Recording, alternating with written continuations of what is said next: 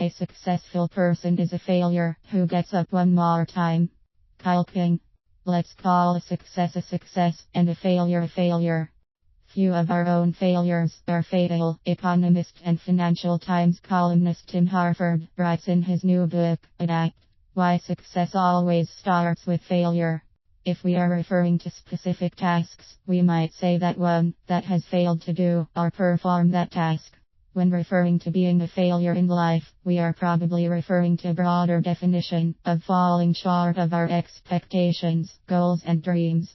At some point in our lives, we may have made the decision that we were failures, regardless of whether we fell short of someone else's expectations or our own. We may have decided that who we are is failure.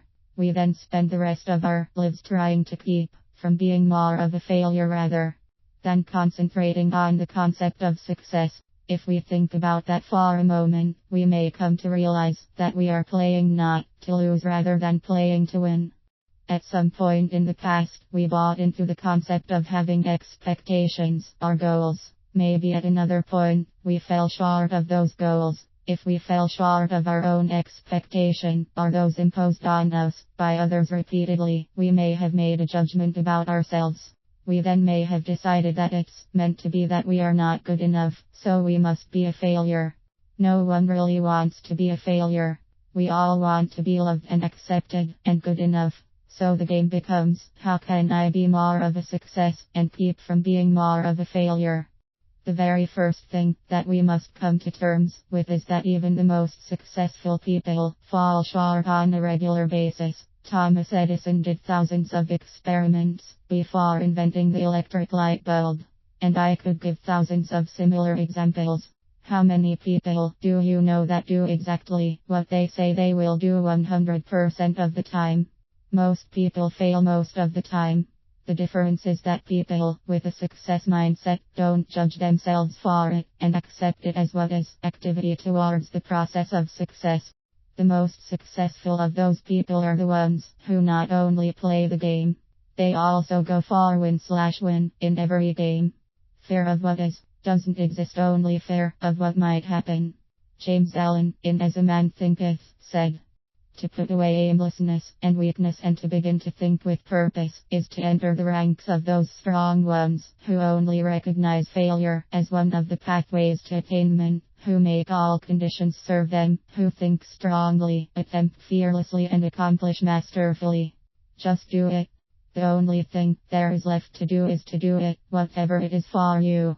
And if you fall short, notice it, make the necessary corrections, and move on. Stuart Emery, in his book, Actualizations, You Don't Have to Rehearse to Be Yourself, has some excellent material on failure. And the analogy that he uses is that life is like flying an airplane. He says that airplanes spend a large amount of time in the air, of course, or in air, and that the process of flying the plane is one of constant correction to keep it headed for its stated destination. The pilots do not take the corrections personally and assume that they are bad pilots or that they are failures.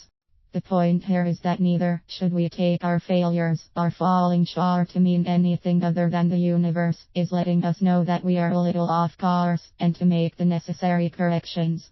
There are 3 really great affirmations included in the Cup Course: Claim Your Unlimited Potential, which may be helpful. 1. Since I am the person who judged myself as a failure, I am the person who can now judge myself to be success. 2. Since I have already failed, I no longer need to fear failing. 3. It is okay with me that I fall short of my expectations or others. I can now see the divine order and perfection in that which I do accomplish. The biggest difference between successful people and people who are not successful is that people who are successful just do it without judgment.